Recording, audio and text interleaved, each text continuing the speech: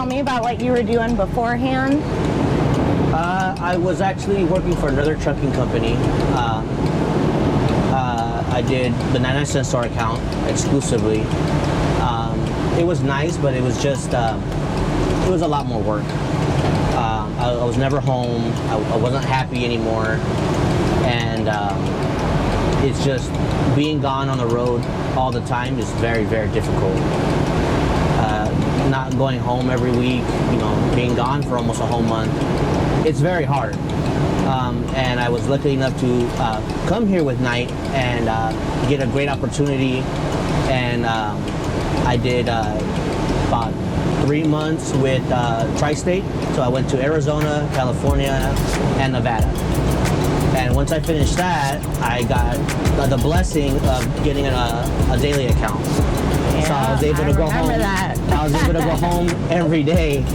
So you know, it's nice being able to go home every night and still making really good money, and being able to go home and still be able to provide, and it's just a different world being able to go home every day and not having to worry about, you know, who's gonna pick up the kids, or, you know, what's gonna go on here, or, oh, the kids have this, oh, I can't make it, I'm in another state. And it's nice to be able to do all the family things that I was missing out before. Well, I remember, you know, when I first talked to you, my goal is always, what does this driver need, and are we able to provide that? And I just remember hearing you, it really was nagging on you. You loved your job. You didn't have anything bad to say about it. You were super positive. You just wanted to be with your family more, you know? Yeah, and that was the biggest point, is just I wanted more home time, and they just couldn't provide that for me. And then you had a great attitude about the Tri-State. You were super excited about that. Just being able to be home, like, on the weekends, you're like, and it didn't always plan out that way. Sometimes I didn't get to go home on the weekend. You know, and that's part of being a truck driver. You know, there's never a 100% guarantee. Right. Things will come up. You know, if you want to be a team player, then sometimes you have to sacrifice. You know, sometimes they'll tell you, hey, we really need help. Can you work this weekend? You know, you have to make a choice. Be a team player, or just like, no, I only want the weekends off. That's it. I'm gonna stick to it. And in the long run, you're not being a team player. You short yourself, because when they need something, or they need someone, or something good comes up, they're not going to give it to the guy that doesn't want to help out, or just wants to do what his 9 to 5 and he's done. When that guy over there is, you know, oh, I'll do whatever you guys need. You guys need me to go here? Okay, I'll go there. You guys need me to go over there? I'll go there. That's no problem. You know, I'm here to get stuff done. And you get the benefits. You reap the rewards. You know, I worked hard. There was times where they tell me, hey, can you go to Washington? And it's snowing, and I'm like, I don't like snow. But it needed to get done, and it was on a Friday. They're like, hey, we got an IKEA load. We don't have any other drivers. Can you do it? I know you're supposed to go home, but can you do it? I said, yeah, I'll get it done. Don't worry about it. I have to make the sacrifice. I'll get it done, you know?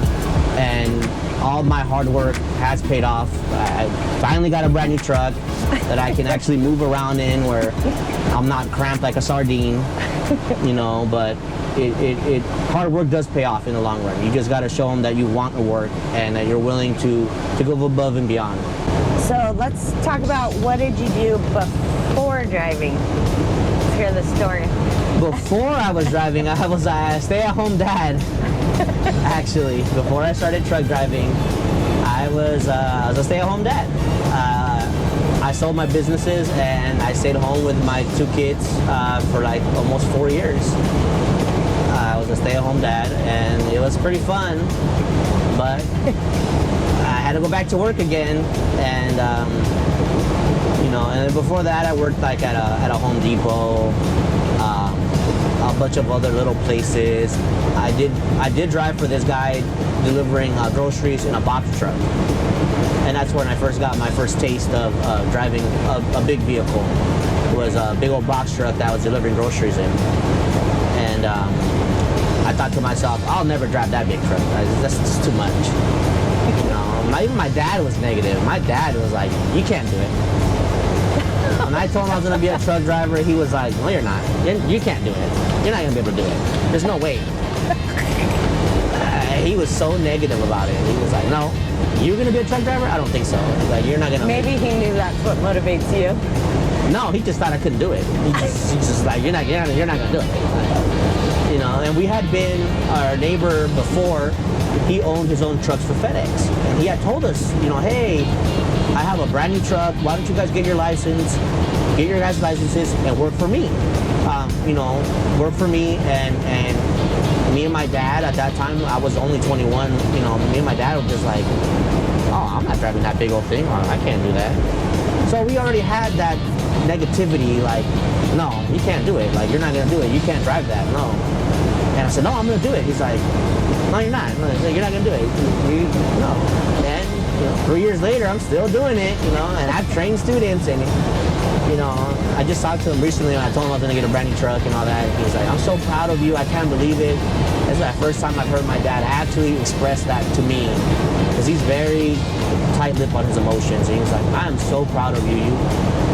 I thought you were gonna give up. I thought you were gonna do it, and you were just gonna be like, I don't wanna do it no more. I don't like it. But you stuck to it, and you've been doing it, and I can't believe you're still driving. Like, you know, it's good to know that I proved him wrong. He said I couldn't do it, and I proved him wrong, you know. He said, nah, you always say you're gonna do something, and a couple months later, you're like, I don't wanna do it no more. I don't like it. I don't wanna do it. Or, you know, you come out with some excuse why you can't do it anymore, you know. And he was like, you proved me wrong. You're still doing it. You know, he's like, I was wrong. You did it. You know, and he went on to ride along with me once.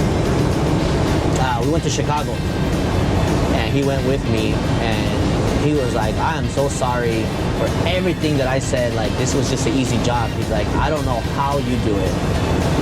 He's like, just being in the passenger seat, he's like, the whole time you were driving on the freeway and cars were coming and going, and so I was so nervous and scared, and you were just like, whatever. You was like, oh yeah, it's cool, it's good. Oh, that's fine. Like, you don't even get mad when they cut you off. Like, that's cool. What am I gonna get mad for? What am I gonna honk at them for? Like, what's done is done. Like, I'm not. Okay, he cut me off. All right, whatever. Yeah. I didn't crash. I'm still alive. My day's still going the same it did before. You know, whatever. I'm not even gonna get bent out of shape about it. There's no point of getting upset or, you know, catching up, you know, racing up to him and to do what? Give him a dirty look? Whatever. My sister, I'm driving with her, and you know, anyone cuts her off and she's honking the horn. I'm like, why are you getting so angry? Like, just chill. Like, what does that prove? Nothing. You honked at them. Ooh, what a big deal. They can honk. People honk at me all the time. I'm going too slow on the freeway. I don't care. I get it. You want me to go 100 miles an hour on the freeway? I'm going 55. I don't care. That's, you like it or not. I'm in my lane. I'm in my lane, cruising at my speed, and if you like it or not, you can go around. More than welcome to go around me. I'm not gonna speed up just to make someone else happy.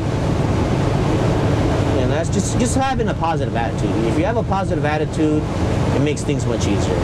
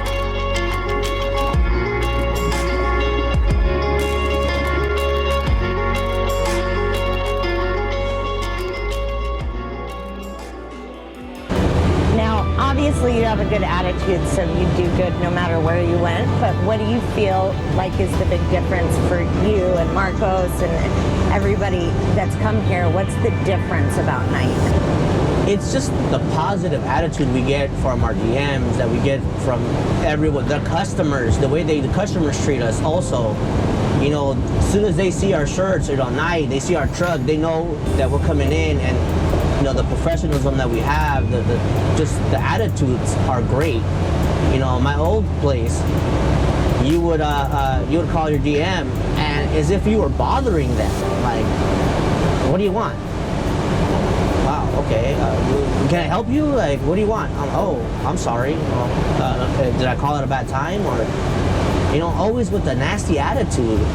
You know, it's just, hey, you know, I picked up the trailer and the DC hit they hit the tire's off the trailer and the rim is bent.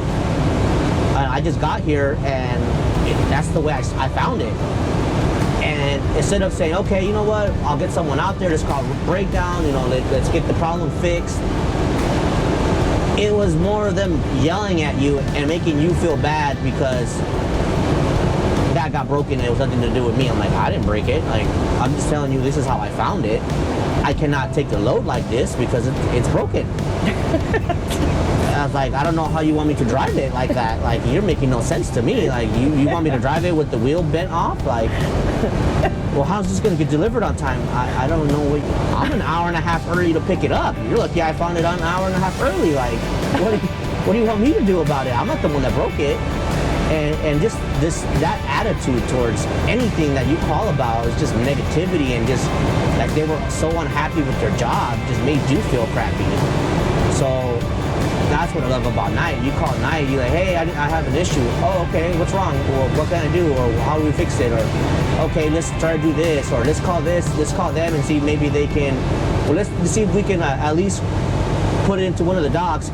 Is it able to go into one of the docks? Are you able to move it into a dock so they can put it into another trailer, so we can, while they get that trailer fixed, they can get that stuff unloaded to another trailer and you can take off and get the load done? Like, that's the difference. It's just, do you feel like it's a higher quality of? Yeah, it's just the whole attitude of trying to get stuff done. You know, instead of being negative about it, it's okay, how do we fix this problem right now so we can get this load back on the road with the least amount of time of wasted. I'm like, yeah, you know what, I can. You know what, I can back it up to a dock. It's still safe to do so. I'm not driving on the street. I can back it up into a dock, have them unload it, and give me the new trailer, and I'll take off. And we'll send someone out to fix it. That's the positive attitude. That's the attitude that I enjoy. When you call, and there's no negativity there. There's no, like, why are you calling me? Like, why are you bugging me? Don't go in! Don't go in!